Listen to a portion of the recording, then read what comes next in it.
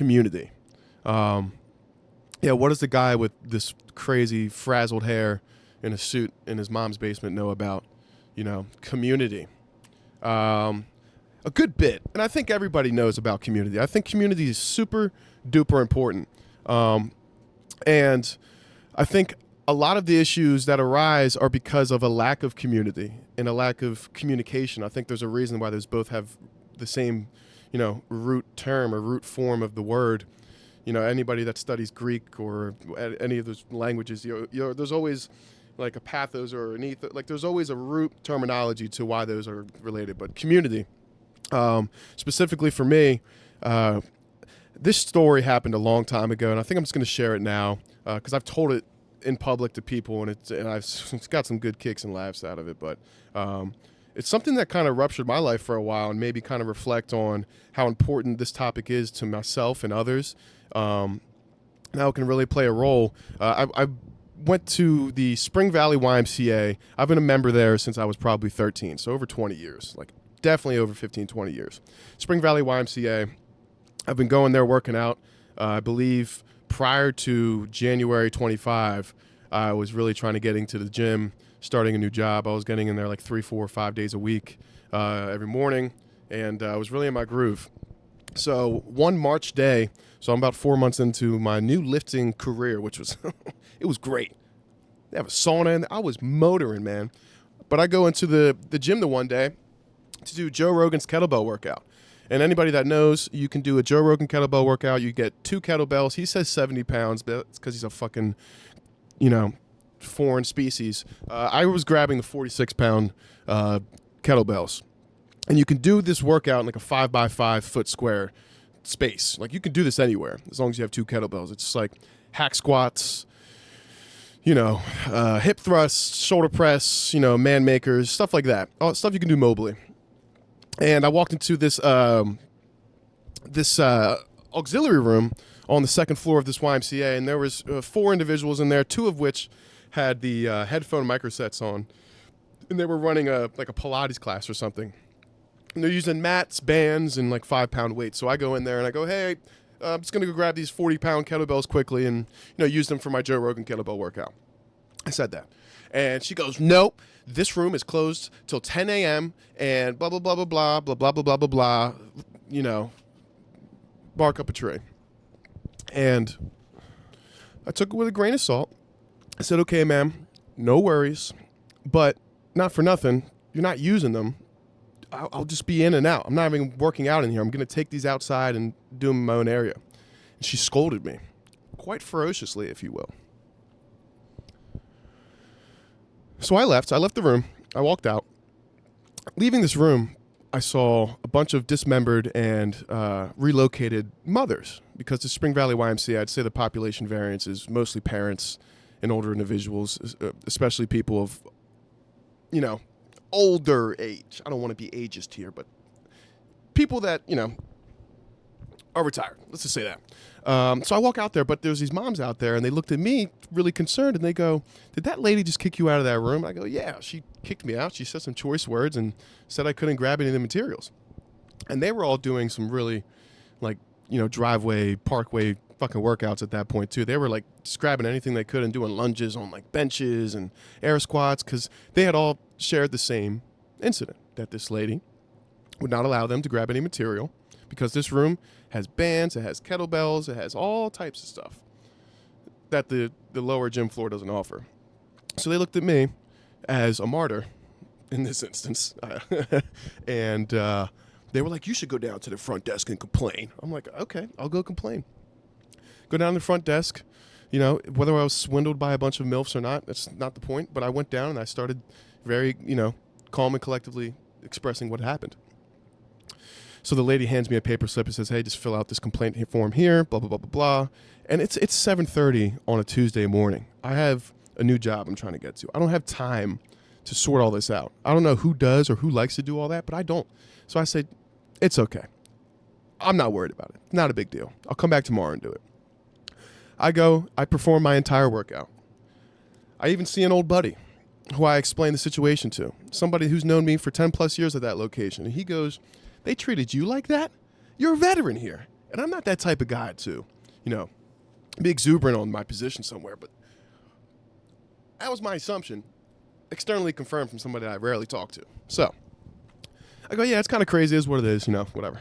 Probably woke up on the wrong side of the bed. Somebody pissed in their Cheerios.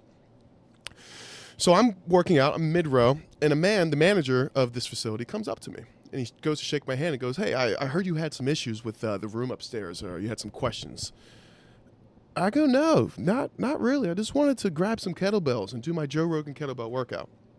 And the lady up there has some choice words for me. I didn't really respect the way she talked to me. And he goes, well, everything we have here on this floor, there's everything you need. Have everything you have to offer. Mind you, they got one crusty red-ass band down there, no kettlebells. They got 2 racks. And then some free weights for a YMCA that probably holds 20,000 people.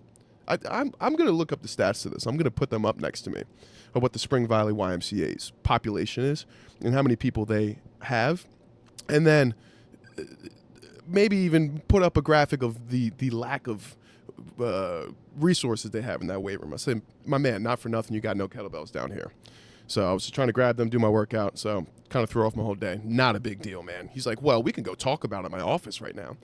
And I don't know why I just felt like a fucking high school kid. I felt mad disrespected because I'm like, you want to go talk in your office about what, man? And he had a little accomplice with him, some dude in a black polo. I'm sure was getting shadowed or something. And I go, no, dude, like I'm about to work out. I got to go home.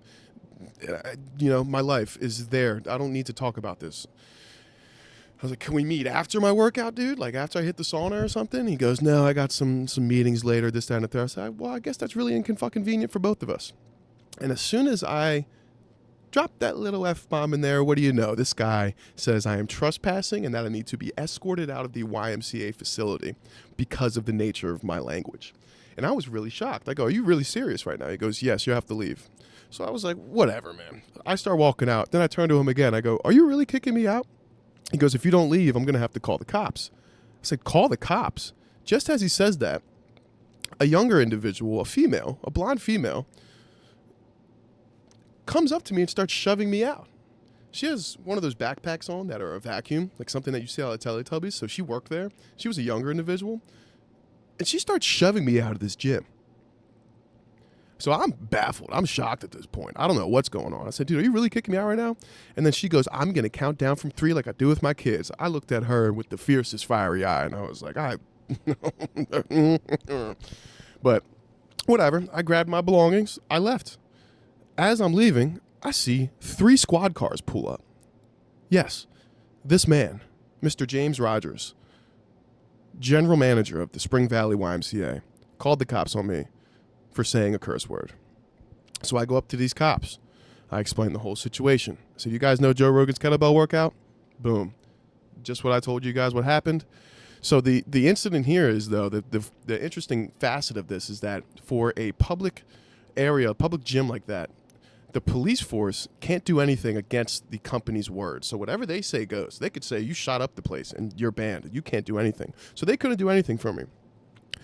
I gave him my name, number, whatever, gave him the low report, and I bounced. I get a phone call later that night from the same Mr. James Rogers, manager of the Spring Valley YMCA. And he goes, let's have a meeting tomorrow morning. Let's talk about what happened today. I go, okay, what time? 9 a.m. Perfect. I showed up 9 a.m. dressed just like this. To the T, full suit. I go meet this guy. I sit down in his office, same individual that was shadowing him the other day. I'm sitting there. Mind you, his office was probably designed by a 6th grader. But I think he was that 6th grader. And he explains what he begins to assume was the correct assessment of the story, top to bottom. And I was like, okay, man, not for nothing. There's 2 sides to the story and there's the truth.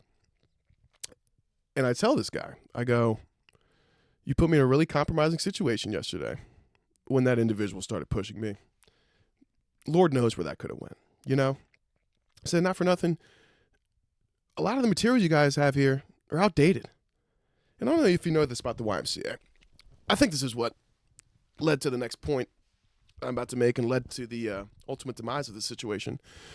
I mentioned that YMCAs find different avenues to pay for memberships.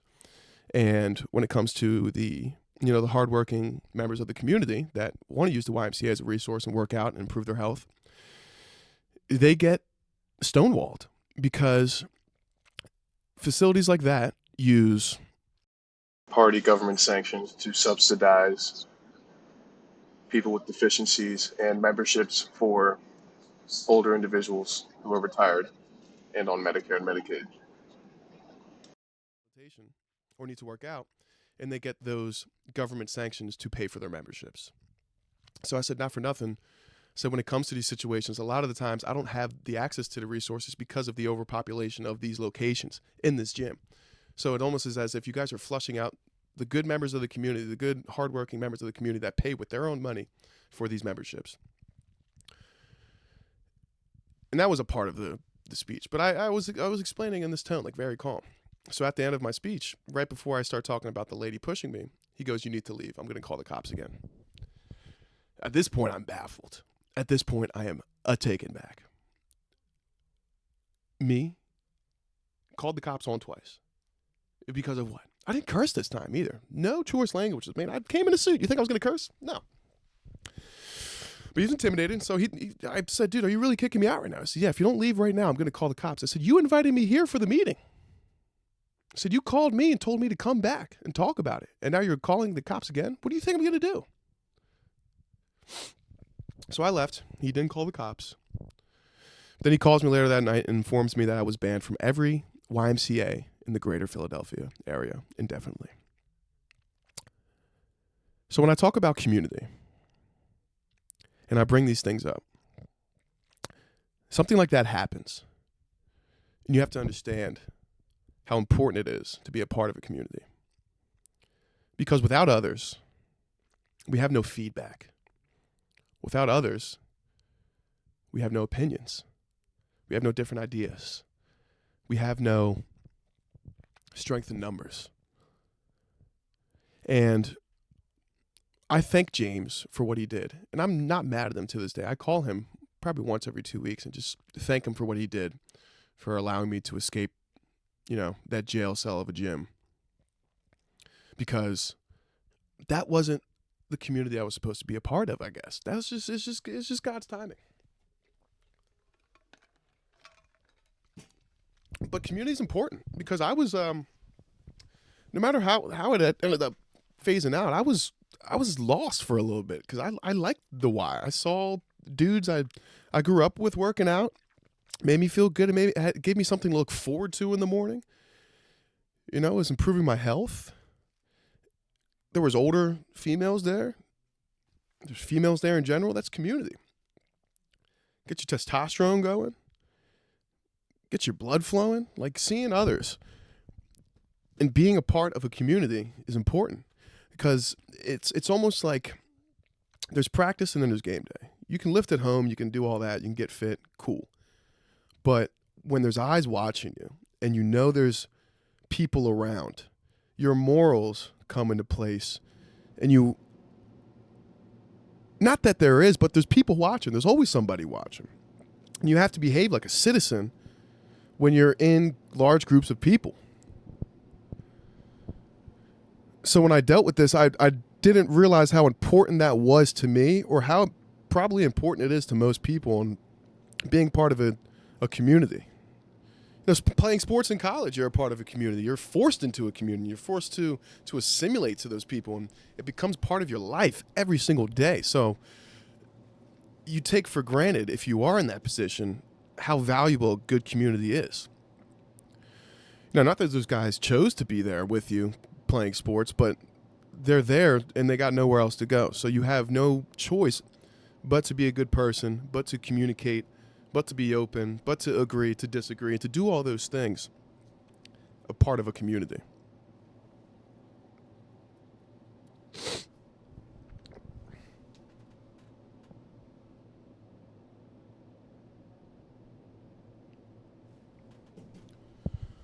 But it's fine. I found my way to work out. I took a little break. Now I'm an Anytime Fitness member. I can go there anytime I freaking want. Now I'm a part of a different community.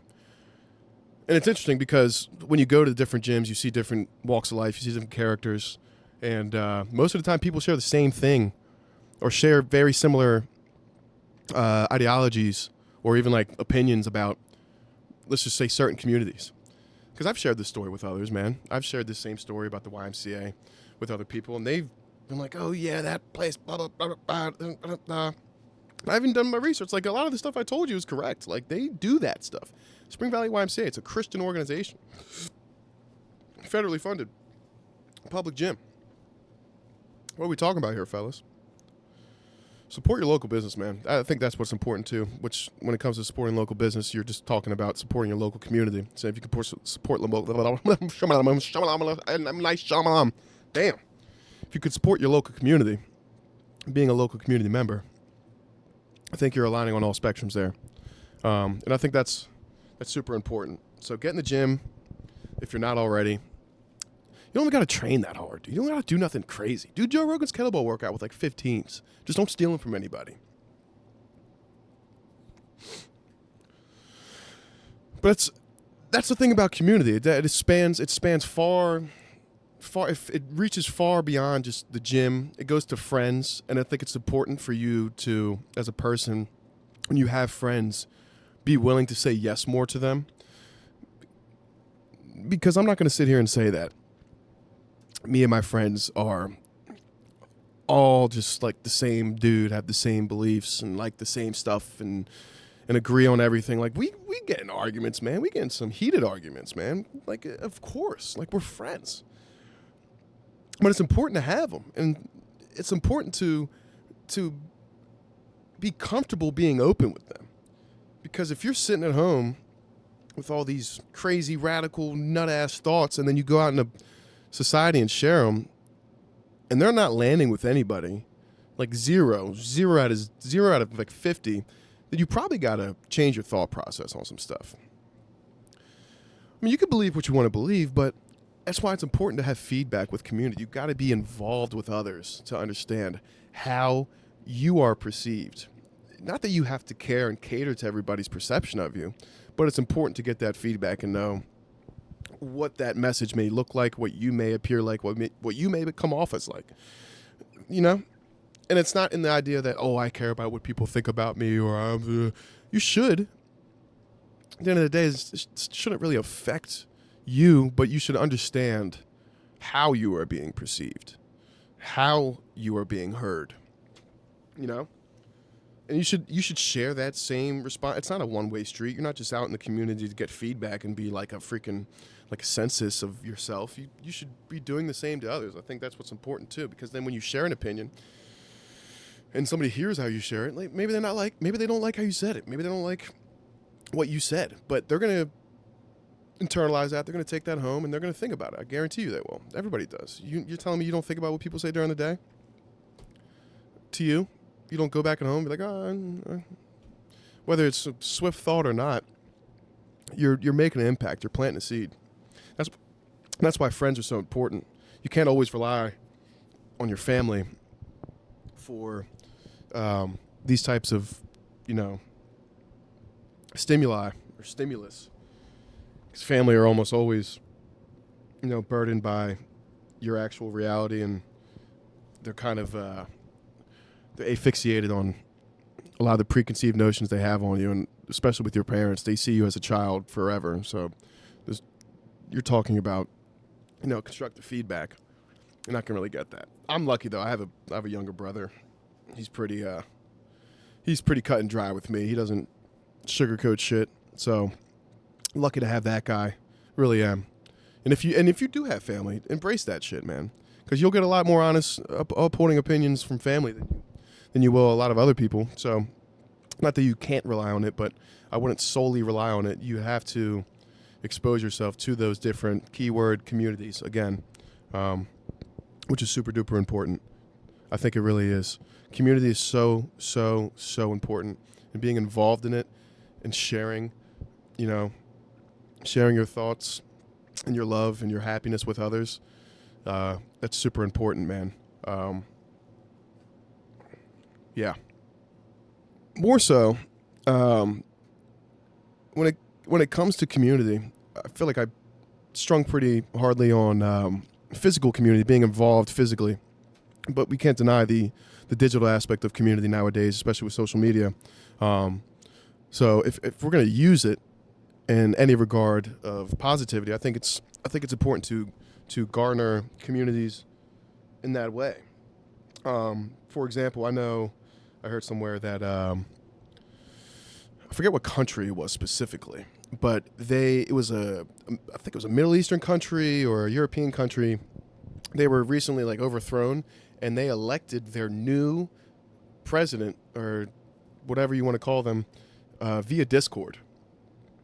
Now I don't know about you, but that is the coolest shit I've ever heard. Electing a political figure via Discord, because if you're a part of any Discord server, you know how reactive and and just active those communities are, and how detail oriented some people can be, and how involved and how fucking organized that shit is. Like, it makes government sanctions look like fucking playgrounds when it comes to Discord servers and Discord communities. Like, there are Discord servers and communities that are so high powered and so acute with who manages them. It's baffling, man. It's baffling. It retards me to death. But I love it. I love being a part of them and just watching and observing. It's really cool. But specifically with garnering community, I think doing stuff like that is really, really good. I have some buddies that just started a Bible study, like via Zoom, and they just spread gospel. Like, do stuff like that. It's 30 minutes a week. Like, everybody's got long distance friends or whatever. Like, call them once a quarter, once every 4 months, and just figure it the fuck out. Like, hit them up, dude. People yearn for that connection. People yearn for that community. And now with technology, you can have bigger communities than ever. So I think that's super important. But for example, like fantasy football, like, I can't tell you how many people I know that have been a part of the same fantasy football league for like 10 plus years. And those guys are all super good friends, right? And I didn't do stuff like that. I never did stuff like that. And I envy it. Like, I envy really good communities. When I see people who are really close-knit, not that I'm jealous, but I envy like that connection. Because as humans, we want belonging and we want acceptance. And to have like a tight-knit fantasy football league, like, that's pretty fucking cool, especially when you guys coordinate stuff like events or the draft or whatever. Like, as gay as it is, I know nobody wants to hear this, but football is one of the gayest sports. I will share this again. Football is one of the gayest sports ever. It's a gay sport. I played football my entire life. It's gay. It's gay. So gay guys play it.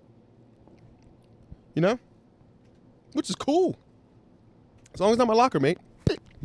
But, yeah, dude. It's like, how can you call fantasy football gay, but then, or how can you not call fantasy football gay, but then call wrestling gay? You know what I mean? You know what I mean? I think that's stupid. They're both guys in tights. They're both faking it until they make it. Big buff dudes in tights faking it till they make it. Football, wrestling, same thing. Same thing. At least WWE dudes just don't make it more gay than it already is. Like, they go home and do other shit. Like, fantasy football guys and football guys, they just bring the gay shit everywhere, all into their life.